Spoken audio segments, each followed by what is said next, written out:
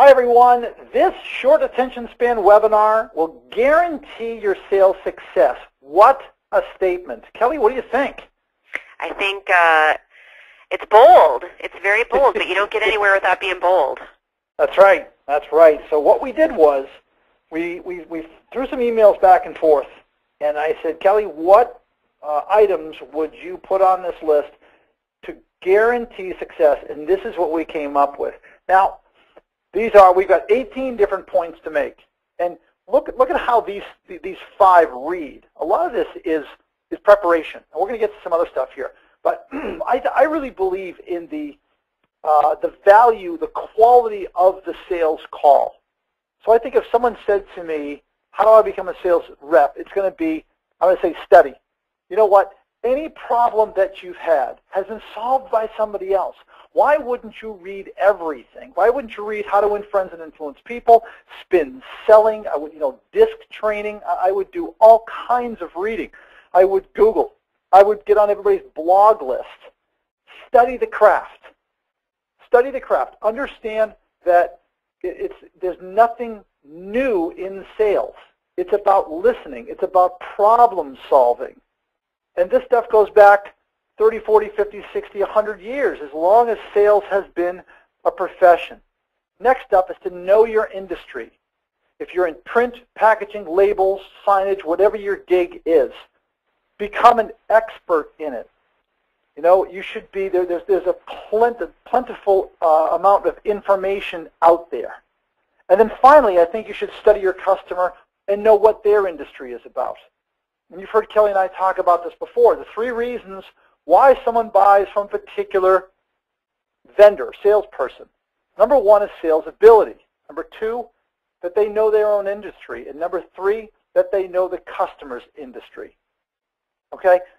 Kelly, look at that list for a second. And which one of those 5 do you think, these are serendipitously placed, which one of these 5 do you think is the most important? It's a really tough call, because to me these 5 read like what should be in every new salesperson's training manual before they even ever make a sales call would be to cover these 5. But I think knowing the industry is just so very important, because I've always said that to be able to intelligently discuss the products and services is pretty much job number 1. As you said, it ties into just your raw sales ability. It's about confidence. You always feel confident when you know what you know. So to my way of thinking, it's first and foremost, you should know your own industry. Okay. What do you think? Next up. Okay. No, I don't disagree. I don't disagree. I think that's probably the one to go. There's study your industry. Okay, so next up on the to-do list. This one's kind of interesting. We took kind of a different approach here. Reach out to the experts. You should be in touch with, again, if you're in print, go on Printing Impressions and read the blogs. Kelly and I both blog for PI World. We don't get a lot of comments, but we respond to the comments that we get, even the negative ones. Mm-hmm. Even the ones that say you have no idea what you're talking about. Sometimes it's like shouting into the abyss. There is a value to having a one-on-one connection with somebody who writes about your industry. Okay? If you are working for a larger company, or even a small company, I guess, get some training. Remember, the vendors have training too. And they've got curriculum, and they've got resources. And when I go talk to those people at trade shows, they say, well, it's frustrating because no one comes and talks to us. Nobody wants to, nobody reaches out for this training. It's there. Go get it. And then become the trainer's worst nightmare. Now, I love that one, Kelly. Mm-hmm. Become the trainer's worst nightmare. When you go to a session, get their phone number, get their email address, and then bug them. And if sometimes these guys, they'll. Did we have a webinar last year that was like the 5 dumbest things that a sales trainer's ever said? Yeah. Right. But a lot of times they want to sell you something. But you know what? Get on their list, get their email, get their newsletter, and anything that they've got, their blog, read it all, and then pester them. How do I do this? How do I do that? If they're good people, they will help. Yes. Join an association.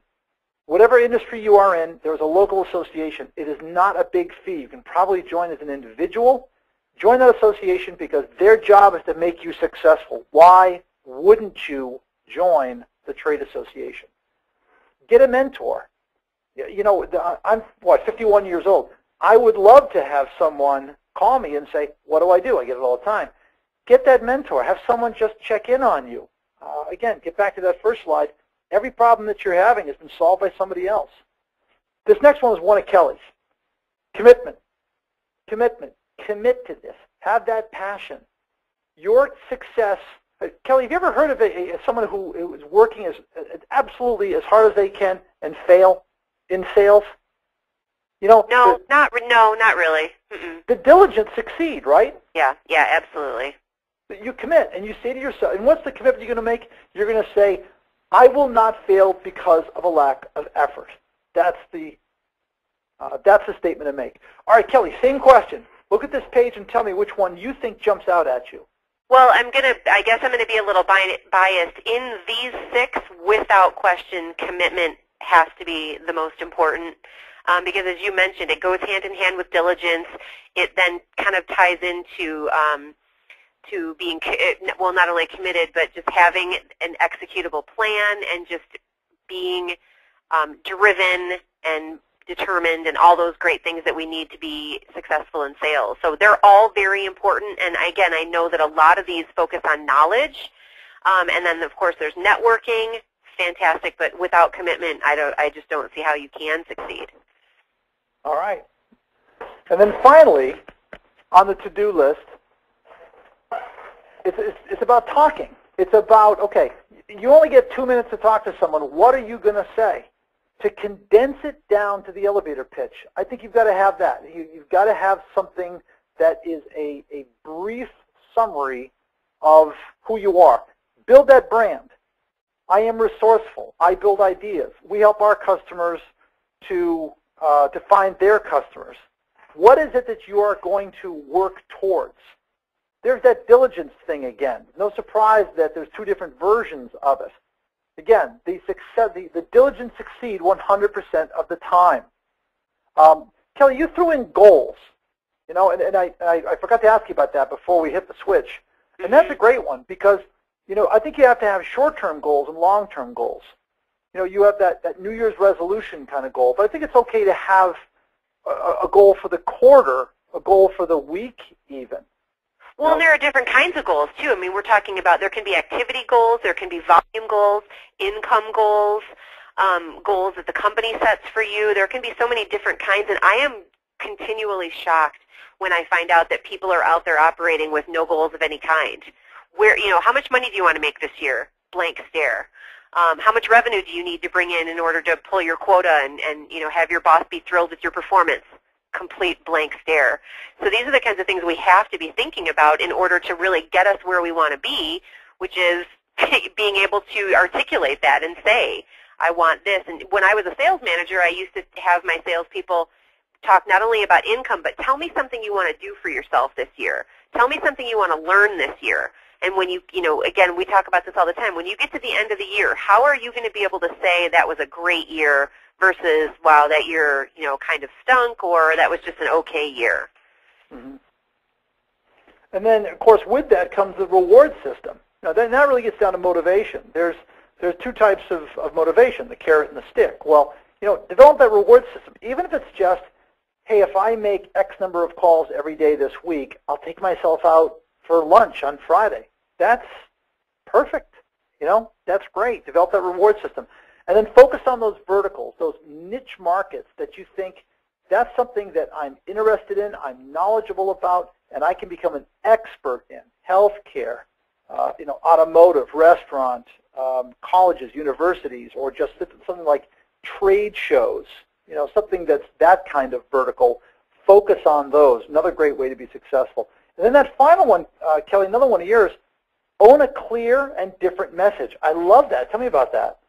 Well, again, what we find and what we hear all the time is that there are so many people out there doing exactly what we're doing, and we're saying the same. Everyone's saying the same thing, so it makes it difficult for the people that we're calling on to give any of us the time of day. There's a built-in resistance to just that statement of I sell printing, do you buy printing? So if we can figure out a way to differentiate ourselves and to, again, make it very clear, this is what I do, and this is why I always talk to my clients about anecdotal selling.